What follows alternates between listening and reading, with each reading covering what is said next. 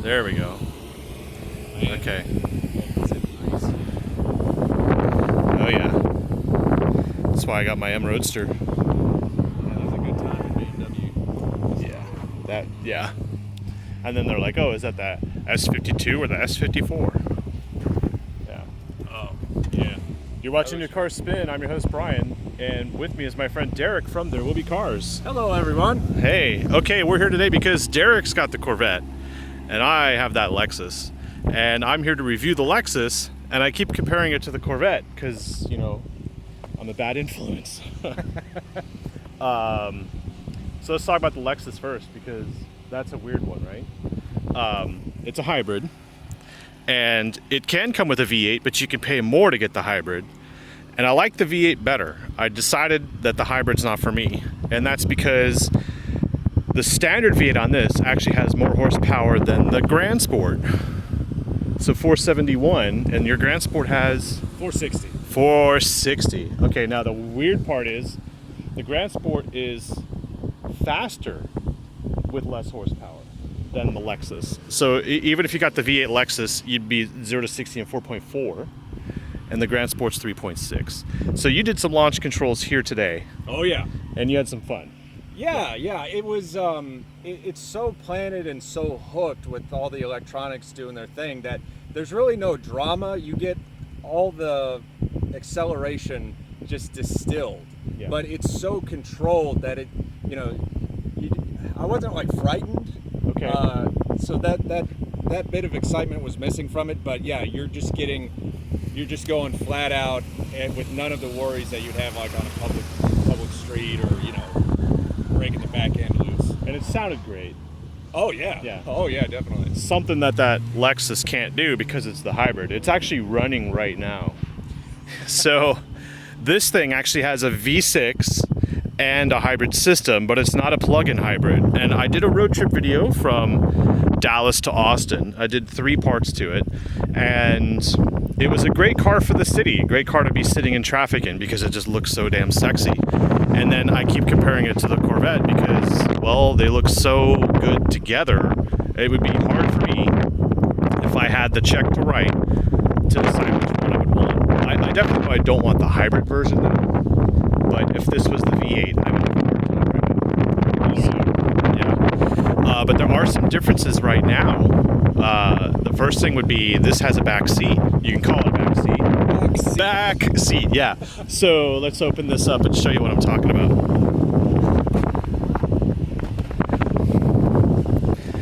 So it's more like a token back seat because no one can fit there. And I'll try and fit in it myself just to give you an idea. I just need you outside in case I get trapped. So you just kind of, oh yeah. You want me to push this back? Can you just cut my legs off? I'm gonna have to. And then maybe my head too? If you put it back, oh shit, oh, okay. So we discovered that that's not a good idea. I'll give you an idea of how much space there is back here. That's the rear floor mat. It's very telling. My book reports were bigger than that. And I didn't read much when I was a kid, so that should give you an idea how big that thing is. All right. Getting out's easy because you want to get out as quickly as possible. Now the Corvette, you don't have that problem because there's nothing to worry about. Nope. So you could put luggage back there, right? Yeah, in fact, when I had the LC500, we had to put a small suitcase back there. Well, you'd have to put suitcases back there because that's how big the trunk here is in the Lexus. And so when you go from a daily standpoint, yeah, as a hybrid, it makes sense for practicality and things like that. But if you're going to go to the store, you're limited as to what you can get. If you're going to take it to the airport, you really can't. You can't take much with you. Well, in its defense, I'll say I went with my girlfriend to Phoenix a couple months ago. We were able to fit a full-size suitcase, a duffel bag, my briefcase, and my camera bag in the back. I didn't think there would be any way all that would fit in there, but it did, and we had room to spare. So it's surprisingly spacious. Okay. But we did have to pack a little light. Normally we would take 2 suitcases, so we combined our stuff into one for that. But what we did bring, it fit back there. But let's look at that Corvette real quick. Because to me, like on a daily basis, this is so practical. It's got the hatch here. Yeah, see? Because you're not sacrificing the trunk space for a token rear seat. You just have everything back here. So golf clubs, whatever, and I'll get to that point in a second. you have there's like no worries at all with this Corvette, right? Yeah, the only thing I would like, or if I had one of these that I would try to get in there, is maybe like a little net behind the seats or something, just to have a little more of a cutoff between the cargo area and the passenger compartment. Yeah, that makes sense. You also have the benefit of being able to take the top off. Yes. And the top will fit in the back, right? Yeah. Well, I don't have that, especially this Lexus, because it has the performance package, which includes the carbon fiber roof. So there's no sunroof, and I can't take it off, and I'm just, it's not claustrophobic inside. It's not tight at all, but that's just how this car is. It looks great. It doesn't have a soft close trunk either, like your Corvette. Oh, nuts. So I have to slam it. It does have a built-in spoiler, I would call it, rear wing. It looked great on the highway. When I was next to you on the highway, yeah, it just pops up a little bit, get Yeah. a nice blade sticking up. It looks great. Yeah, you want to go in there and press the button. Let's see what it looks like. This is the benefit of having a second person on a film shoot. I get to press the button? Yes. It's a good day.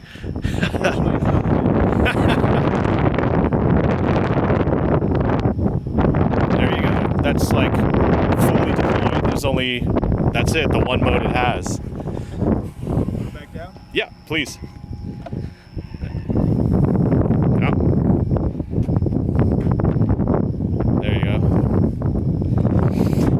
And 21-inch wheels, these are optional, and it also has rear wheel steering because it has the performance pack, and it has like a pivot effect to it when you're cornering. We can talk about it all day long, or we can just get in it and go drive it. What do you think? Sounds good. Let's go drive it. All right. Well, actually, I'd be just standing around talking about it all day long. That sounds good. Oh, okay. I'm not into driving cars. No. I'd rather just discuss them philosophically. We could do that. We got some coffee and some crypto and cigars and cars. That'll be my new podcast. Guest starring Derek Shaky. So, yeah, let's do that. All right. Cool. Let me put this in my seat position here. They'll let us leave that here, right? Well, I'll just park it up in the lot. Okay. Get it out of the way. Plus, I gotta return the helmet inside. Oh, well, I'm not editing here, man. Oh, We don't edit on New Car Spin. That's not how you roll. That's not how I roll. Remember that. Tell you what, I'll hop in. You'll take that up there, Yeah. and then we'll reconvene up there. Okay. Okay, and I'll tell my viewers, please like and subscribe. There you go. All right, so it's been running, and let's see if we can get the that Corvette, man. This one thing I wish this LC had was like some good noise to it, and because it's not the V8, it can't replicate that sports car effect. But I can show you the benefits of the hybrid in itself. So it's the same version of the V8, it's just like different flavor. Let me get my seatbelt on, actually. It's probably wise.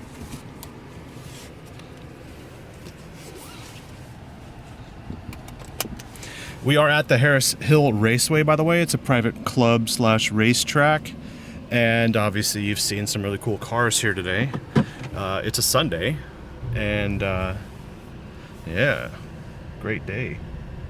Okay, so I believe this has the V6 engine, the newer V6 engine from the Toyota Avalon.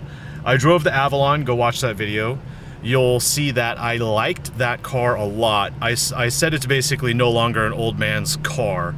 And it was a 301 horsepower front wheel drive, actually all wheel drive platform. And so Lexus started off with their new LS, and then they came out with this, the LC, and they basically have great suspension and updated technology inside, and this is the same sort of like theory or ethos, because it is the latest of everything. So we might have the V6 from the Avalon in here, but it was a cherry. It was beautiful, and it sounds great for a V6.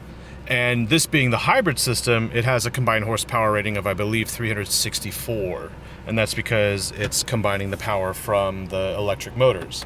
Now, it's not a plug-in hybrid, but it is a hybrid system that charges the battery and then depletes the battery as you drive along. So we'll let Derek come on in here, and we will further discuss the differences between the V8 that he drove and the hybrid that we're in now. Although, keep in mind, I did drive both the V8 and the hybrid on 2 different racetracks before. So I prefer the V8 because of the noise, but we'll talk about the way this hybrid is.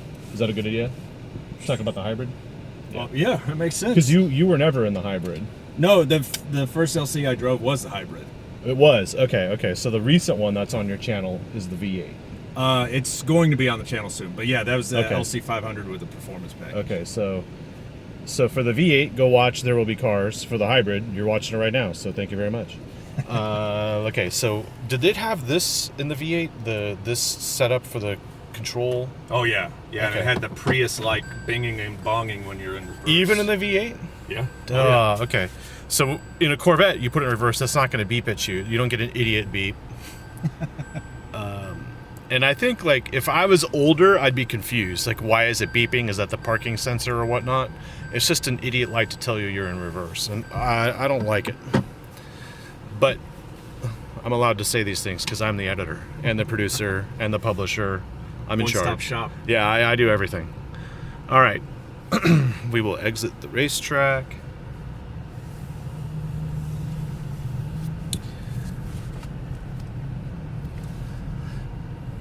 Now, right now, we are in normal mode. You'll see right there, it says normal. We have 7 different modes, even though I'm showing 5. Eco, Comfort, Normal, Custom, Sport, and Sport Plus. And Eco, you could just forget about it. It totally retards everything, the throttle mapping and the acceleration. It's for Eco, which I don't believe is the point of this car. Then we have Comfort, which is great. Everything's in a comfortable setting, and it's great for city driving. But here on these country roads, we don't even need normal mode. What we'll do is we will put it into sport mode. We'll just turn that up 1, sport. Oh yeah, we have 1 cup holder in here. They may say this is a cup holder, but I've never had a square cup in my life, so we'll just leave it there. All right, we'll make a left here. I want to show you the first thing that's weird with this car. All right. So we are stopped on the road, right? Now, Derek, you came here in the Corvette to do launch control, launches and everything. So this being a coupe and $108,000 is the price of this coupe, it should have launch control, but it doesn't. And that's okay. I'm not really a fan of launch control, but you figure, okay, we'll put it in sport mode. We're stopped. There's no sport mode for the transmission, but somehow the engine's off. So you figure, okay, well, I'll put it in Sport Plus, right? Let's go this way. There we are, Sport Plus. Now this is like the hottest setup or configuration for this car. And you'll notice the engine is still off. And that's kind of a weird thing because you want to be able to smoke someone off the lights in here. And how are you going to do that if the engine's not running? And I figured out the way to do it. And that is you go down here and you put it into manual mode. When you do that, the engine starts up. Now you'd figure, okay, the only way to change gears is with these paddles, and you'd be correct. But you'll see there it says 1, it's starting off in first gear.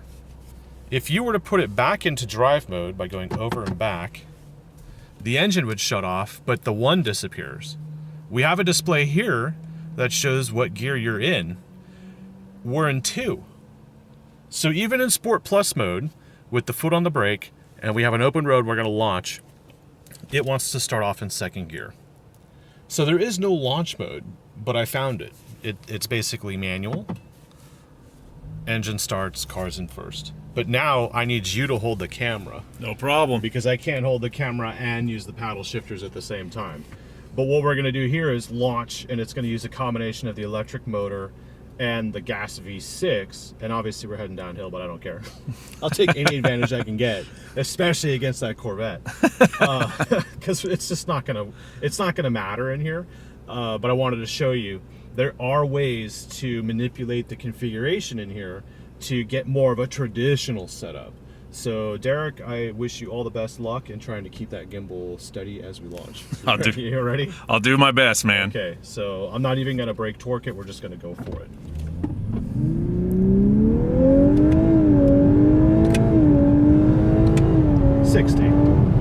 Okay, so I don't want to speed on this road. It's a country road. I don't want to get shot.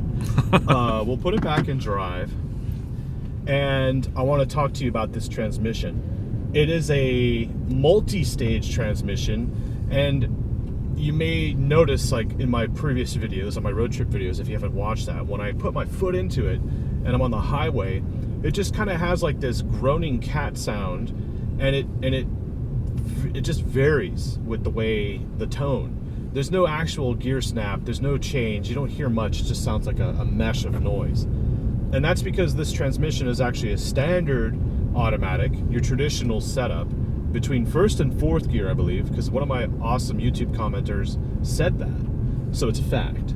And the second part of that transmission is it's a CVT. So, you know, you look at this coupe and you look at the price tag and you go, oh my God, that thing looks awesome, but then the hybrid kind of ruins it. And then I dislike CVTs with a passion. So once you say CVT, I'm not interested at all. But Toyota figured that out. You know, you can't have a CVT to get off the line. So they put a traditional automatic between first and fourth, which now makes a little bit more sense. Now you're on the highway, and the engine can cut out and the batteries can take over, and it's kind of seamless and harmless in that way. It's not a Corvette in any respect at all. But, you know, comparing this to a Corvette is weird because this costs more than that GrandSport you just saw, and it's slower than that GrandSport that you just saw, but it's more efficient and more economical. But I gave my mom a ride yesterday. Did you know that, Derek? No. Okay, so we went to this this place by the lake because she wanted to go for a ride in here, and she actually wanted me to like drive harder and faster because it wasn't scary. That Corvette, you can scare somebody in it. Oh yeah. It's impossible. And she put it perfectly. She said this is for the old man who wants a sexy car with all the curves and that like supercar look without the supercar price. But more importantly, this is for someone, and keep in mind you have to pay extra here to get the hybrid rather than just getting a V8. So you have to, this is for someone who wants to have that supercar look but not all the power. So you could get the 471 horsepower V8, or you could pay more and get the 364 horsepower hybrid like this one, and you could be the old man and not get yourself into too much trouble. And I thought that's interesting because my whole take on this was the whole point of this hybrid was to prove that you can actually have a sexy hybrid, and that's all this really is. So when you hit the showroom and you see this car and you gotta drive it, and then you finally get behind the wheel of it, or maybe you're just watching my YouTube videos or Derek's YouTube videos and you go, man, that car is a little disappointing. You have to remember, this is not for you. This is for someone's retirement package where they don't want that Corvette. They can't handle it. Oh, what did we do? Did we lose our gimbal? No. Sorry about that. I brought my hand up abruptly and it just knocked it around. Out. Okay. So the thing though is the Corvette doesn't have four-wheel steering, whereas this does, and it just handles these roads effortlessly. I find myself pushing this car to limits that don't exist, and it's weird. Like on city streets, I'll actually show you right here. Let me see. Let me have that gimbal for a second. All right. We have in here a fancy tachometer, which is another argument of mine later. Right here, the G-force meter, and this is recorded G's That outer circle is 1.5 Gs. Hopefully you can see there. So you can see I have done a lot of hard braking and a lot of hard right turns, and the ball there is moving to the left, which means I'm quartering to the right. And I've been able to push, it looks like 1 G there on those corners. And when I push 1 G, it doesn't feel like anything. This car just remarkably corners to the point where I'm just like, is that it? Is that all there is? Whereas in the Corvette, the feeling is like it's pulling you in, and you really get a satisfaction from it. Here, there's no satisfaction. There's just this wanting for more. And so what we'll do is we'll turn around and we'll go through those twisty bits again on an undisclosed road here in Buda, I think, wherever we are. Where are we? San Marcos. Okay, something like that. I'll show you what I'm talking about. We'll see.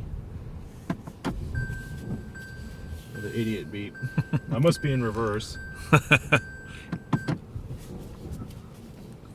Okay.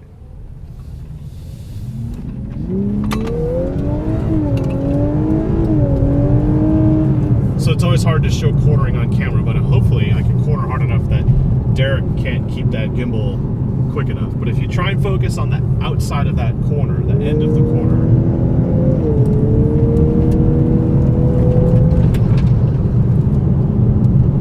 how'd that gimbal work for you?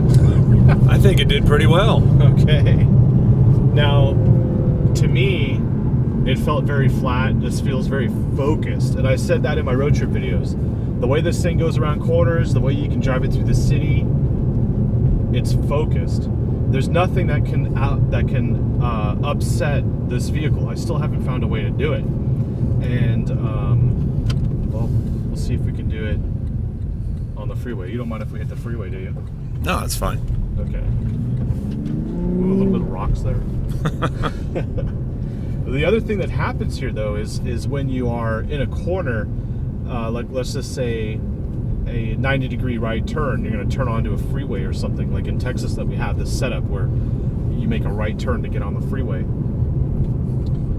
When you straighten out, that rear end with the four-wheel steering feels like it's oversteering, and then you're constantly battling the rear end trying to keep turning, and it creates this effect like I don't know, but whatever it is, I can't really describe it. The traction control isn't interfering with it, so it's like a built-in sensation that the car's faster than it is. And the weird part about it is this has a limited slip differential, but it's optional. And the option is only something ridiculous like $290. And for a $108,000 car as equipped, to order a rear diff is a little ridiculous in my mind, because it's a performance car anyway. Why doesn't it come with that limited slip rear diff to begin with, especially if it's less than $500? Like, I don't understand what Toyota was doing, or sorry, Lexus was doing when they made this car with those options. So, let's beat this guy. Are we on a causeway or a bridge? I can't tell. Just a narrow bridge. Nice move. Okay. So there's a law enforcement center right here, so I'm not going to hoon it. Oh yeah, good idea. I'm pretty tempted. There are a lot of donut shops around here too, I discovered. I think I'm going the right way. Now, on the interior, I love this interior. I think it's better than the Corvette in certain ways. These vented seats are really powerful, although there's no button. I've already bitched about that in my road trip video. All you do is you go to menu, and then you go to climate, and then here you can go to concierge, and concierge will automatically adjust the heating or cooling of those seats to match the temperature that you've set in the vehicle and the ambient temperature outside. So it's more or less like a luxurious setting. Whereas in the Corvette, you got all these buttons and you got things to push, and I come out of that car and I come into this car and I feel like I gotta push things, but I don't. And that's the disconnect. It's like, is this a competitor to a Porsche 911? Is this a competitor to a Corvette? And the answer is no. This is a luxury coupe. It's sort of like a GT, but not as big as an Aston. But it does something really cool when you pull out of this.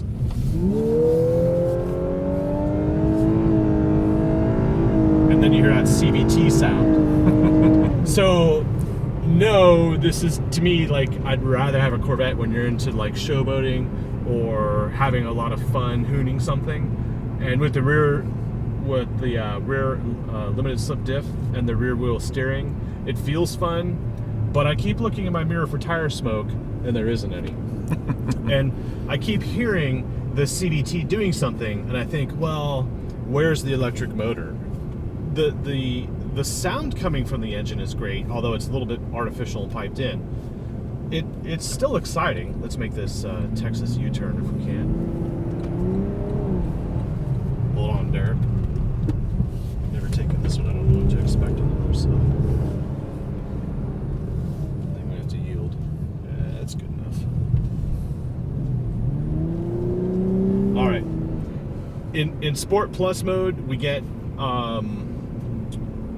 sort of like a downshift to the lowest gear at the highest RPM setting, and I do have a huge rev gauge here, so I see the tachometer, but that's all I really have. There's no other setting here on this digital display to show things like the speed in a needle.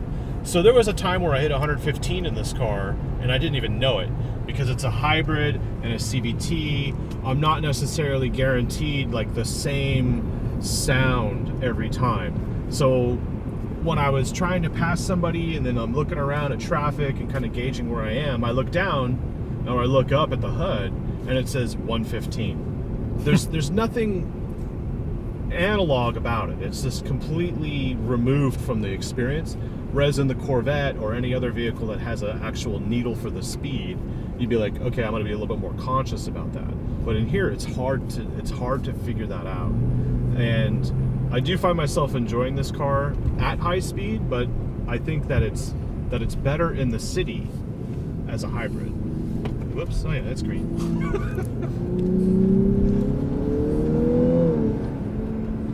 Brake.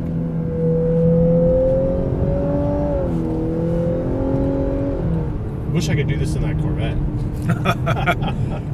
Well, just put in a request. Put in a request, yeah. I'll do that. I'll get right on that.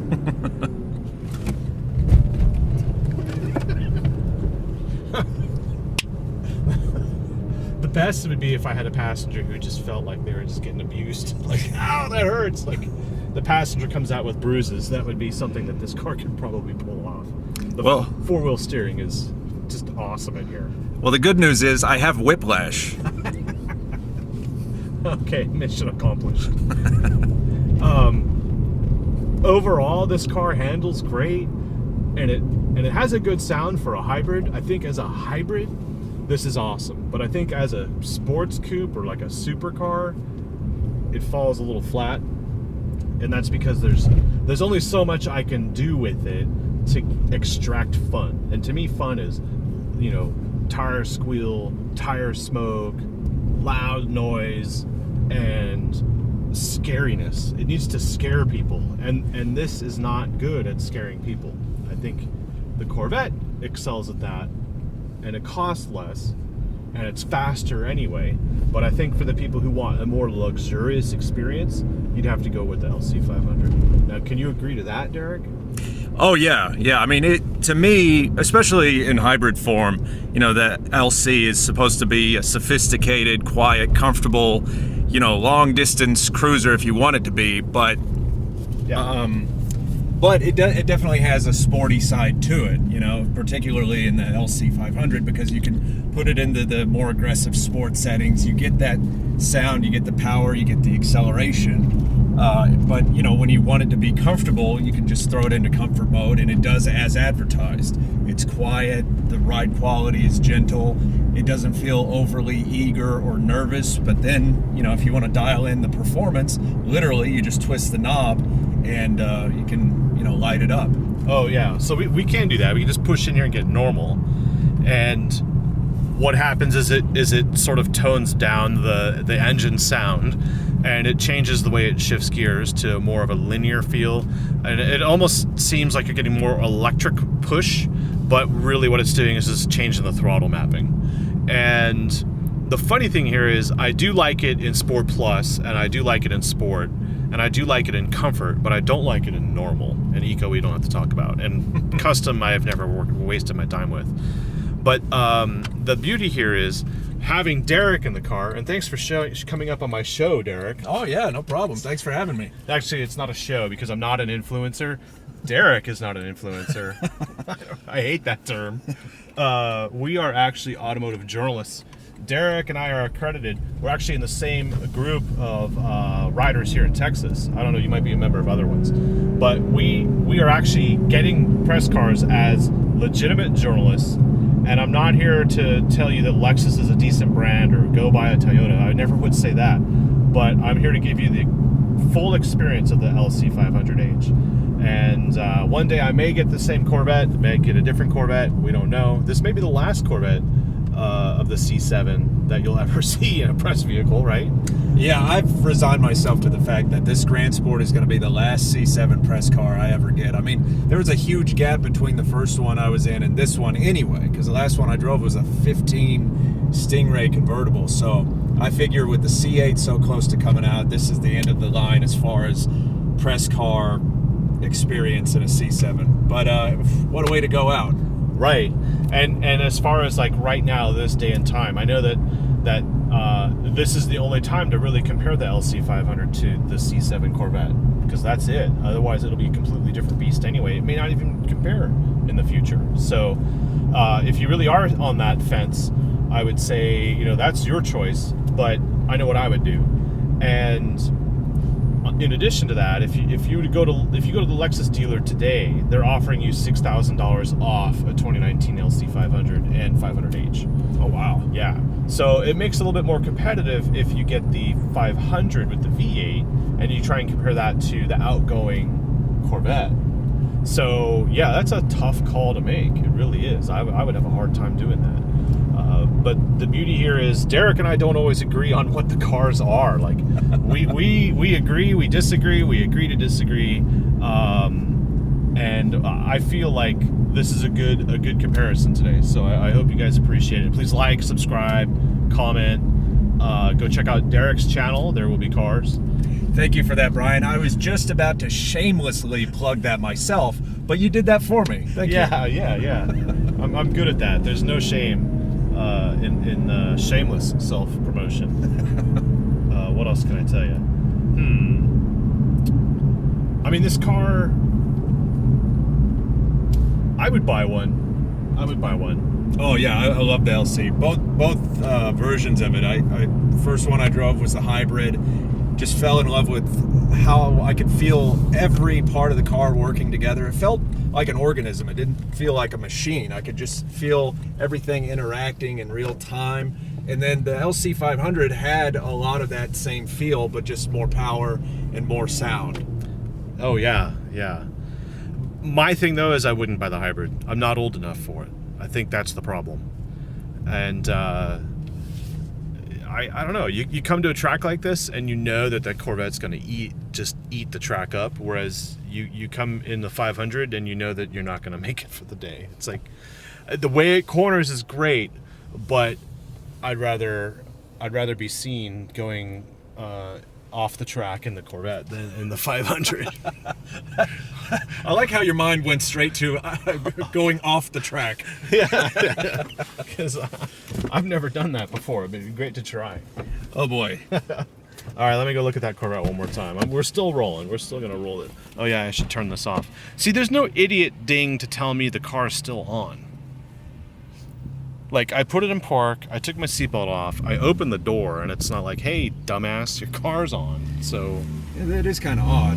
yeah, now I turn it off, and now it dings at me that my door's open. So yeah, I don't know. It's just like slightly different. It's what they do.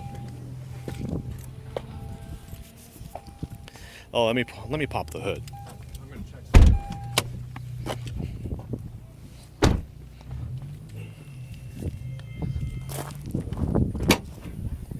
Oh yeah, Lexus Hybrid Drive. So this is our power station, let's just call it. It's obviously not the motor. The motors will be down low by the wheels. Kind of complicated looking, isn't it? Oh, hold on a second. There we go. I'd rather have the V8 between you and me.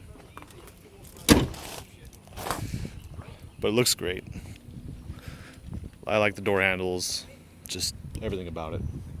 Yeah. It's a look. That's the thing. It's like I'm waiting for them to come out with the LSF or the LCF. That's really what I want. Well, and they got the convertible coming one of these days too. Yeah. Yeah. Yeah. But that, man, that one right there. Let me know if you want me to pop anything on the vet. I think I'll just say if you want to see anything on the vet, go check out There Will Be Cars. How about that? Yeah, sounds great to me. Okay. Well, hey, there you are. Let's give it when the battery goes low, it thinks it needs it. Oh, okay, yeah. Yeah. Thanks for watching. See you later.